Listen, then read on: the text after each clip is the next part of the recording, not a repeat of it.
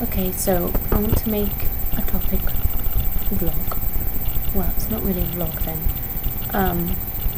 Anyway, I want to talk about OCD and different forms of OCD, mainly the ones that affect me or affected me growing up, and that's the hoarding side of it. Now, a lot of people hear about OCD and all they know about it is the cleaners. You know, people who get it in their heads about germs and they have to keep cleaning and they're scared of getting contaminated. That's not the only kind. It's OCD is obsessive compulsive disorder. So people could be obsessive about something else. You know,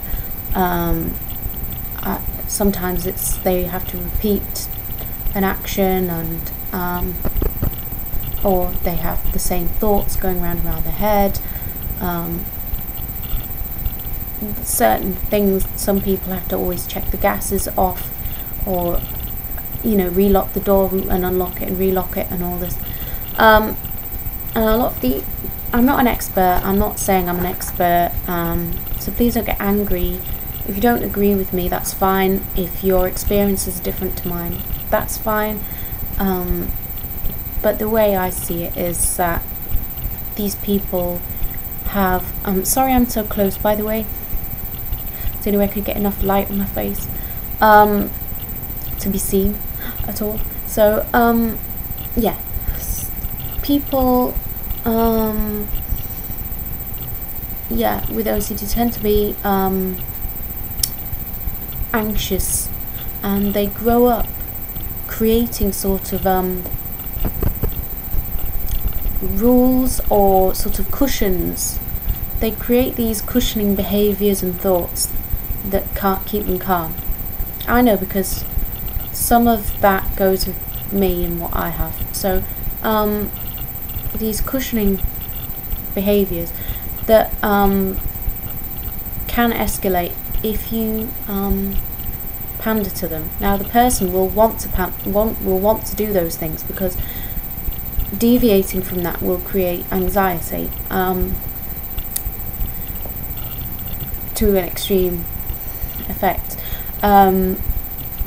But I noticed certain things like that in myself, you know, creating these sort of rules or whatever, and I forced myself to go against it as much as possible. Not everything, I mean, I know some people have it so strongly and there's no way that they can, but say you're going that way, you can go against it, and the more you go against it, you think you're going to be more stressed, but sometimes it makes you more relaxed to go against it, and then you can obviously learn different coping strategies, or that it's okay if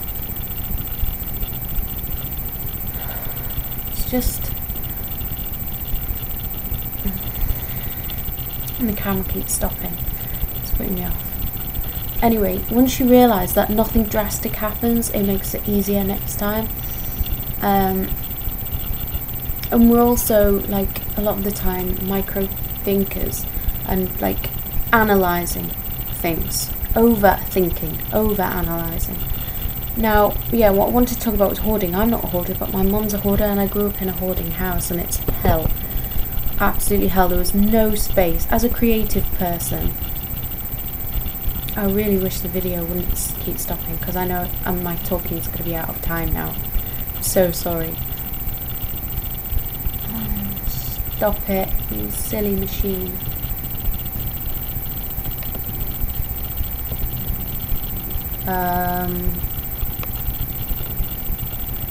What if I say all this and then it gets deleted?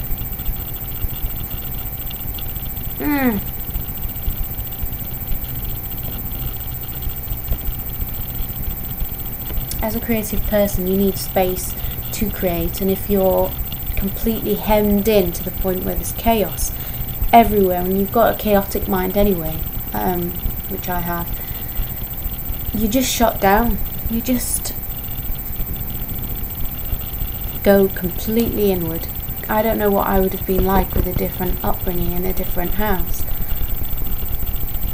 If I'd have had a clean sort of freak mum or cleaning mum, I probably would have got obsessed with that sort of thing, because that would have been the norm. I just shut off from my mum and the way she is. But I didn't want to talk about me.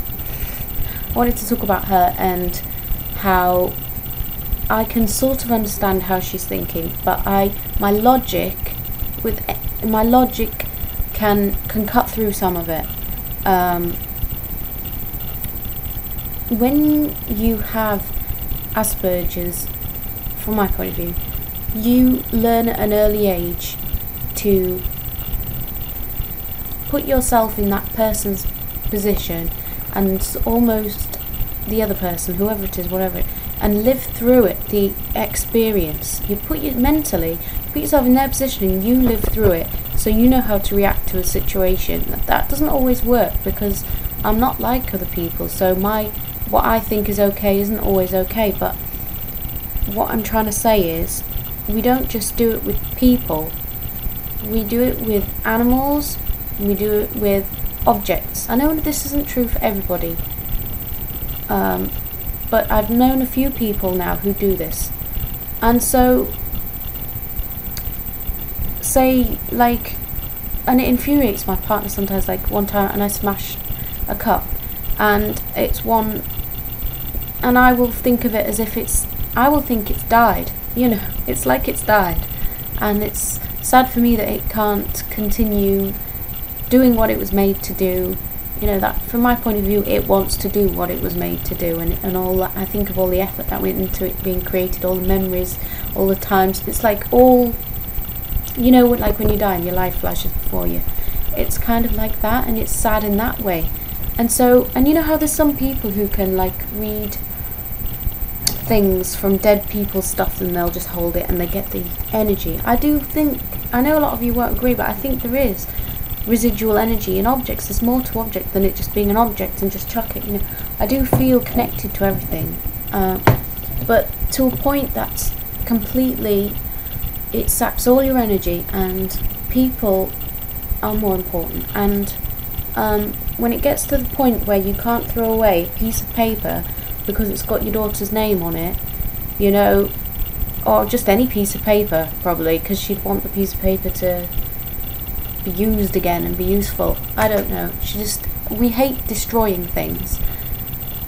When I had to start in my job, when we open a box, we have to rip up the box, and obviously being brought up with her, and I don't know how much of it's me and how much of it's her, I don't like taking something that's useful and making it unuseful. But I know, number one, it doesn't feel pain, and you have to tell yourself, and number two, it's going to be recycled, so it's not like they're just completely just ripping it up.